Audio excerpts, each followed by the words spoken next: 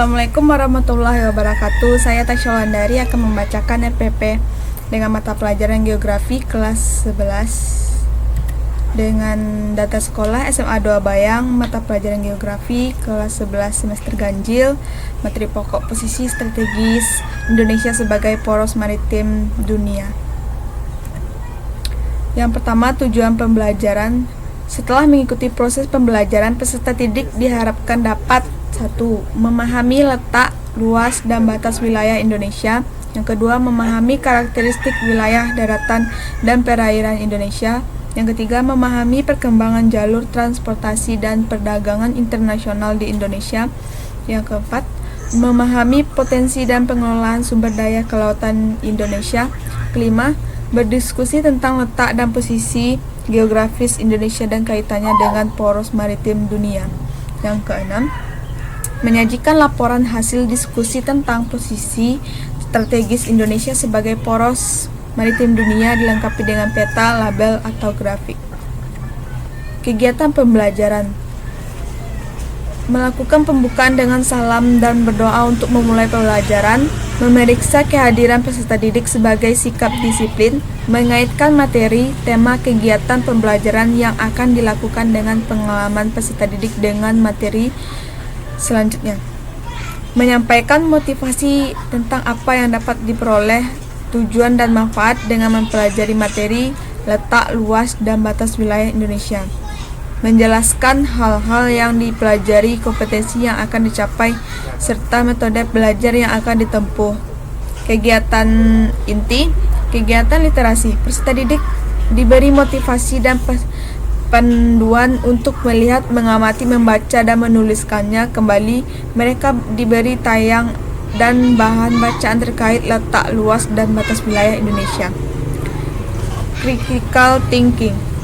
Guru memberikan kesempatan untuk mengidentifikasi sebanyak mungkin hal yang belum dipahami, dimulai dengan pertanyaan faktual sampai ke pertanyaan yang bersifat hipotek. Pertanyaan ini harus tetap berkaitan dengan materi, letak, luas, dan batas wilayah Indonesia. Kolaboratorium. Peserta didik dibentuk dalam beberapa kelompok untuk mendiskusikan, mengumpulkan informasi, mempresentasikan ulang, dan saling bertukar informasi mengenai letak dan luas batas wilayah Indonesia. Komunikasi. Peserta didik mempresentasikan hasil kerja kelompok atau individu secara klasikal, mengemukakan pendapat atas presentasi yang dilakukan, kemudian ditanggapi kembali oleh kelompok atau individu yang mempresentasikan. Guru dan peserta didik membuat kesimpulan tentang hal-hal yang telah dipelajari terkait letak, luas, dan batas wilayah Indonesia. Peserta didik kemudian diberi kesempatan untuk menanyakan kembali hal-hal yang belum dipahami. Kegiatan penutup, peserta didik membuat rangkuman atau kesimpulan pelajaran tentang poin-poin yang muncul dalam kegiatan pembelajaran yang baru dilakukan. Membuat rangkuman atau simpulan pelajaran tentang poin-poin penting yang muncul dalam kegiatan pembelajaran dan dilakukan. Penilaiannya, yang pertama, penilaian pengetahuan berupa tes tertulis pilihan ganda dan tertulis uraian, tes lisan atau observasi terhadap diskusi tanya jawab dan percakapan serta penugasan.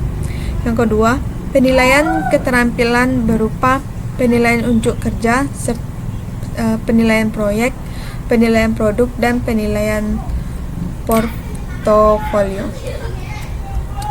Baiklah, sekian, terima kasih hasil dari RPP saya. Mohon maaf dengan keadaan yang berisik, dan saya tutup. Assalamualaikum warahmatullahi wabarakatuh.